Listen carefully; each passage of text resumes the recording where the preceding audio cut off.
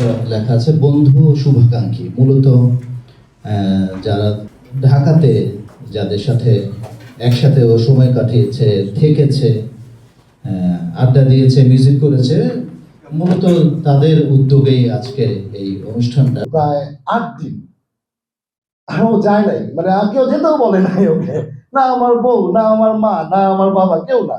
ও থাকতেছে, ও কাজ করতেছে, আমার সাথে ঘুরতেছে ফিরতেছে, ওর মতো ওই কাজ করে যাচ্ছে।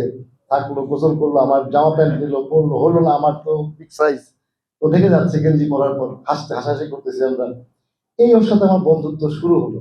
কোনো পর্যায়ে ছিল না, কারণ ওর সঙ্গে সম্পর্কটা ছিল আমাদের একটু অন্যরকম। কারণ ও তো পাগল, যেহেতু পাগল সেহেতু ওরে প্রশ্রয় দিলে একটু আবার এখানে অনেক সবাই মোটামুটি এখানে যারা আছে সবাই পাগলের খুব কাছের লোক। ওরে প্রশ্রয় দিলেও কি করতে পারে এটা সবাই মোটামুটি ধারণা আছে কম বেশি। এটা জুয়েল ভাই আপনি নিজেও হয়তো জানার কথা। তো ওরে প্রশ্রয়টা আমি কখনোই দিইনি, কারণ আমি সবসময় চেয়েছিলাম যে পাগল পাগলরে বেড়ে ওঠার জন্য যা যা করা দরকার।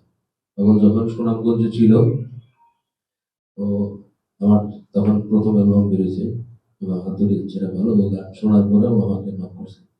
নক করার পর বললাম তুমি গান পাঠাও।